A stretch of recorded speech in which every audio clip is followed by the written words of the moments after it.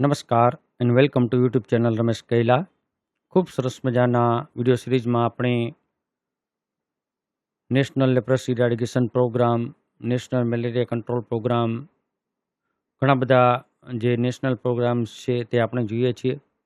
એમાંનો એક ટોપિક અને hot topic એટલે ચિકનગુનિયા, જેમાંના ઘણી વખત પ્રશ્નો પૂછાતા હોય, તો તેવા પ્રશ્નોની વન લાઇનર લઈને આ વિડીયો આપણે જોશું. ચિકનગુનિયા કયા પ્રકારના સૂક્ષ્મ જીવાણુથી થાય? તો તમને ખ્યાલ છે કે વાયરસથી થતો રોગ છે, વિષાણુથી થતો રોગ છે.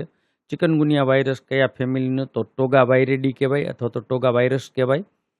આ રોગનો ફેલાવો કયા મચ્છર દ્વારા થાય? તો તમને ખ્યાલ જ છે કે એડિસ ઇજિપ્ત દ્વારા થાય.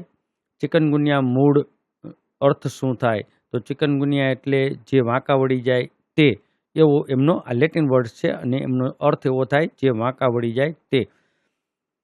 આ રોગનો મુખ્ય સ્ત્રોત એટલે કે રિઝર્વાયર કોણ છે? તો માણસ. મચ્છર કરડ્યા પછી કેટલા દિવસમાં દેખાય? તો 3 થી 7 દિવસ, એટલે કે ચિકનગુનિયાનો ઇન્ક્યુબેશન પીરિયડ 3 થી 7 દિવસનો છે.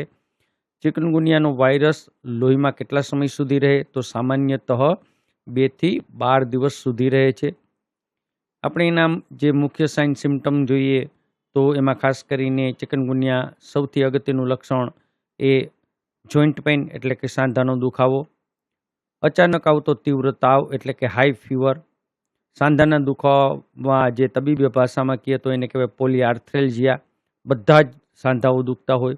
કયા સાંધામાં વધુ દુખાવો થાય? તો ખાસ કરીને હાથ પગને અને નાના સાંધા, જે કાંડા અને ઘૂંટીના સાંધા. શું ચિકનગુનિયામાં સોજા આવે છે? હા, સાંધા પર સોજા આવી જાય, સ્વેલિંગ આવે છે.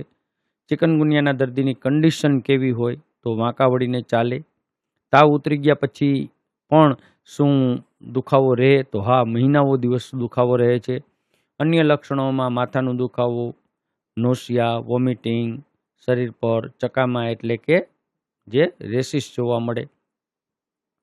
મિત્રો, આવા તમામ પ્રશ્નોના જવાબ ડિસ્ક્રિપ્શન સાથે મેં ખાસ કરીને ANM, FAW, MPW, SI, GNM staff નર્સની ગૌણ સેવા પસંદગીના જૂના પેપર, એમ્સ, જીમ્પર, આરઆરબી અને ડીએસએસએસબી જેવા મહત્વની પરીક્ષાઓ જે સ્ટાફ નર્સની હોય તેમના પણ પ્રશ્નો ડિસ્ક્રિપ્શન સાથે, સિલેબસ મુજબની ટેસ્ટ, એએનએમ જીએનએમના ગુજરાત નર્સિંગ કાઉન્સિલના 2015 થી 2026 સુધીના પેપરના સોલ્યુશન, બીએસસી નર્સિંગ, પીબીબીએસસી નર્સિંગ અને એમએસસી નર્સિંગના સૌરાષ્ટ્ર યુનિવર્સિટીના છેલ્લા 5 વર્ષના પેપરનું સોલ્યુશન એક જ એપ એટલે કે માસ્ટરમાઇન્ડ એજ્યુ એપ દ્વારા મળે છે, જ્યાંથી આપ કૈલા પબ્લિકેશનમાંથી પબ્લિશ થતી તમામ બુક્સ પણ મંગાવી શકો, યુટ્યુબમાં તમામ વિડીયો પણ જોઈ શકો. ખરેખર સાચા અર્થમાં જો સારું સાહિત્ય એક જ એપમાં આપને મેળવવું હોય તો એ છે માસ્ટરમાઇન્ડ એજ્યુ એપ, જેમાં ગુજરાતી, અંગ્રેજી ગ્રામર અને તાર્કિક પ્રશ્નોને પણ કઈ રીતે સોલ્વ કરવા તેનું ડિસ્ક્રિપ્શન આપેલ છે. રોજ આ એપમાં 25 માર્કની ટેસ્ટ પણ મૂકવામાં આવે છે. તો આજે જ આપના મોબાઈલના પ્લે સ્ટોરમાં જઈને ડાઉનલોડ કરો માસ્ટરમાઇન્ડ એજ્યુ એપ. કોઈ પણ પ્રકારની મુશ્કેલીમાં 9601409876 પર આપ કોલ કરી શકો છો, મેસેજ કરી શકો છો. વાત કરીએ ચિકનગુનિયાના નિદાન અને તપાસની, તો ચિકનગુનિયાના નિદાન માટે કયો ટેસ્ટ કરવામાં આવે? તો આરટીપીસીઆર. એન્ટીબોડી તપાસ કરવા માટે કયો ટેસ્ટ કરવામાં આવે? તો આઈજીએમ, આઈજીજી એટલે એલિઝા ટેસ્ટ કહેવાય. ઇમ્યુનોગ્લોબ્યુલિન એમ, ઇમ્યુનોગ્લોબ્યુલિન જી. કયા ટેસ્ટ દ્વારા વાયરસનું કલ્ચર કરી શકાય? તો વાયરસ આઇસોલેશન. ડેન્ગ્યુ અને ચિકનગુનિયામાં મુખ્ય તફાવત શું હોય? તો ચિકનગુનિયામાં તીવ્ર જોઈન્ટ પેઇન થાય અને ડેન્ગ્યુમાં પ્લેટલેટ કાઉન્ટ છે એ ઘટી જાય. વાત કરીએ થોડી ટ્રીટમેન્ટની, તો મોટાભાગે કોઈ ચોક્કસ દવા નથી હોતી કારણ કે વાયરલ છે. દુખાવા અને તાવ માટે પેરાસિટામોલ.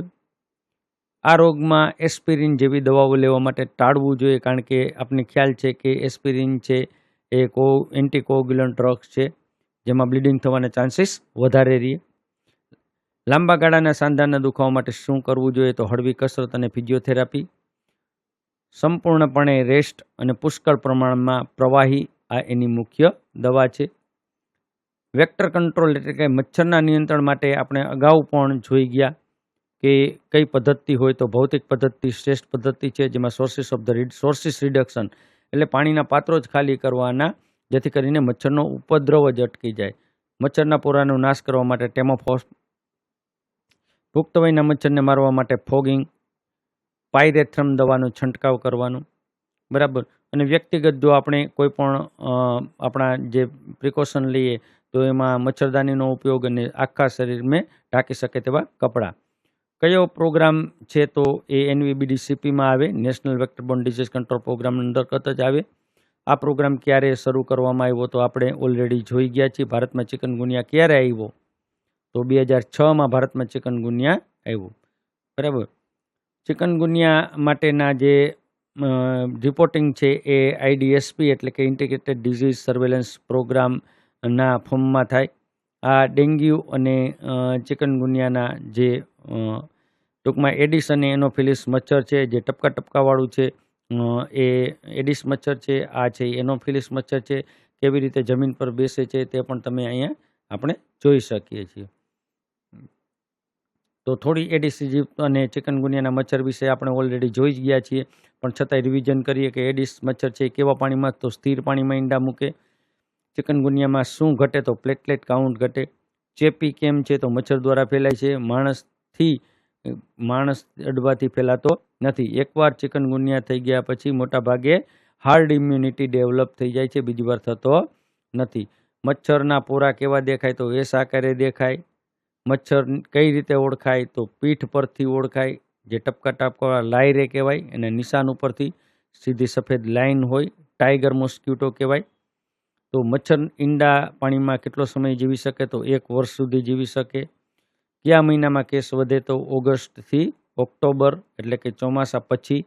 ચિકનગુનિયા આંખમાં કોઈ રક્ષણ દેખાય તો કંજક્ટિવાઇટિસ થાય. રેસિસ કેવા પ્રકારના હોય તો એને કહેવાય મેક્યુલો પોપ્યુલર રેસિસ કહેવાય. એન્ટીનેટલ મધરમાં શું પરિસ્થિતિ થાય તો પ્રસૂતિ સમયે સંક્રમણનું જોખમ વધી જાય. દર કેટલો છે, ફેટલ રેટ કેટલો છે તો 0.1%થી પણ ઓછો છે, એટલે મૃત્યુ ખૂબ ઓછું થઈ શકે. પણ સમયસર સારવાર ન મળે તો મૃત્યુ થઈ શકે. કયો દિવસ ઉજવાય તો રાષ્ટ્રીય ડેન્ગ્યુ દિવસ. MPHનું સૂત્ર શું તો નો મોસ્કિટો નો ચિકનગુનિયા. તો આ હતા કેટલાક ચિકનગુનિયા અંગેના વન લાઇનર, અને જેમાંથી આપણને ઘણા બધા MCQ પૂછાય. વિડીયોને 1 વખત નિહાળો, 2 વખત નિહાળો, વિડીયો બરાબર જુઓ. એક જ વખત વિડીયોને બરાબર જોવો પડશે, તમને 100% આવડી જશે. આમાંનો ક્યાંક એકાદો ક્વેશ્ચન તો હોતો જ હોય છે. ખૂબ ખૂબ આભાર. ધન્યવાદ.